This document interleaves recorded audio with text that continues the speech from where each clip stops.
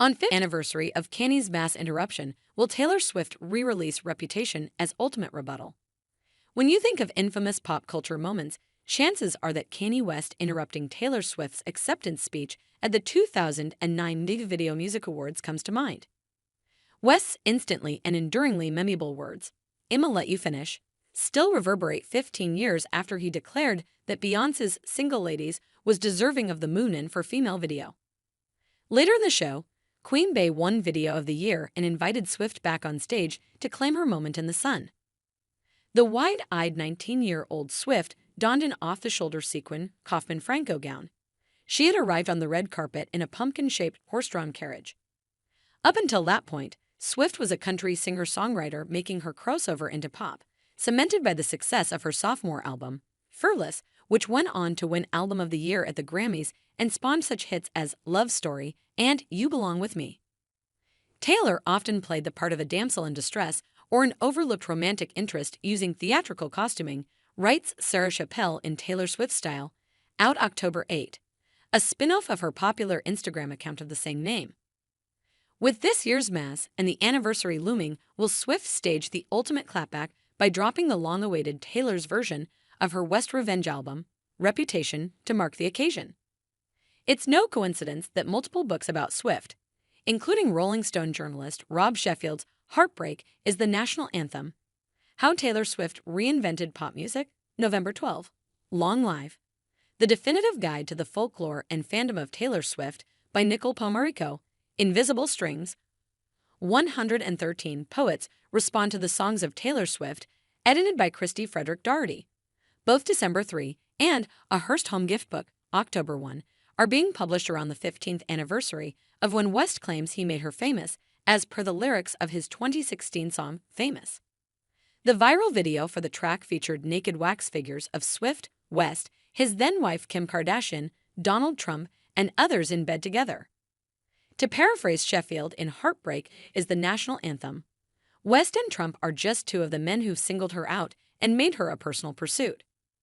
Trump recently posted a fake presidential endorsement from the singer. Since West's inebriated decision to crash Swift's celebration that fateful night in 2009 catapulted her to a new level of fame. Who won Best Female Video the year before Swift or the year after? Sheffield asks in the book, they've continuously, often unwillingly, been intertwined in one way or another. At the following year's Midnight Mass, Swift performed the song Innocent, in which she ostensibly forgave West for simultaneously ruining her moment and elevating her status. By 2015, it appeared as though the two had buried the hatchet, and in an ironic twist, she presented her friend West with the Video Vanguard Award at the VMAs. Swift was riding high on the success of her first fully fledged pop album, 1989, and was, by all accounts, overexposed. She told May magazine in October 2015, "I think people might need a break from me. That wouldn't exactly be self-imposed." After West released Famous, Swift publicly rejected the song.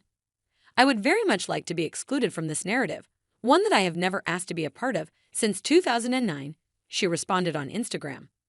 Kardashian countered by posting to Snapchat edited portions of a phone call between West and Swift in which he told Swift about the content of the song, and she appeared to sign off on it. The full recording of that phone call leaked in early 2020 and largely backed up Swift's claim that she didn't know about the contentious "I made that be" famous line.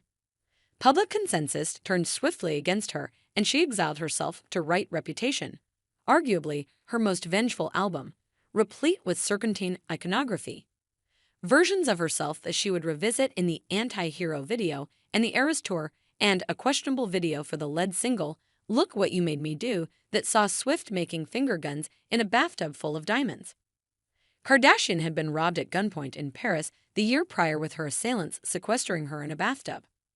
It's an aspect of Swift's personality and artistry, which are inextricable, that Sheffield characterizes as petty Taylor. It's one of the things about her that we don't necessarily want to identify with, but nonetheless many of us do, he tells The Times. One of the many ways she goes to emotional extremes that listeners don't necessarily enjoy identifying with.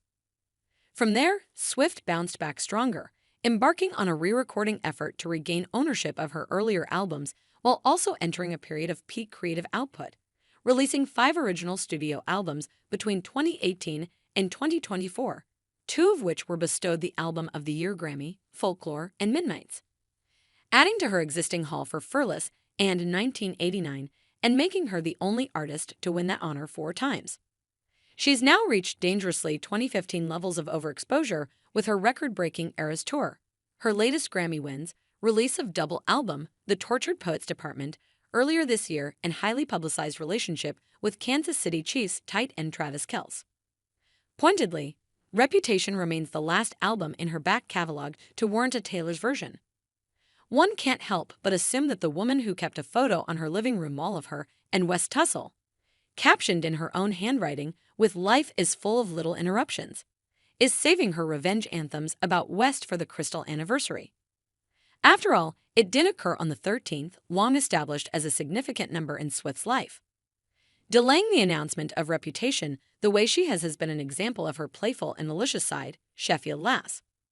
Pomarico says we shouldn't be so quick to clown, a term Pomarico refers to as looking too deeply into the copious Easter eggs Swift leaves for fans in her lyrics, videos, outfits, and liner notes. Swift concluded the latter practice with Reputation, and assumed that the anniversary will herald Reputation, Taylor's version. I have been burned so many times trying to predict when Reputation, Taylor's version, is going to come out that I don't want to jinx anything by clowning again, she tells The Times. But on the other hand, that's part of the fun. Even when you're wrong, it's more about the excitement that comes with creating fan theories and waiting to see if they come true. Feeding into the narrative she claims she wanted to be excluded from is not to negate Swift's hard work.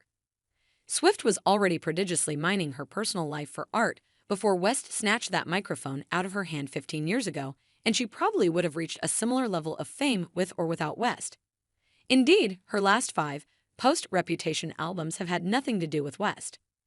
Aside from her recent alleged Kardashian diss track, Thank You Amy, recently retitled Thank You Amy, capitalizing we instead of Kim in response to the release of West's album Vultures 2.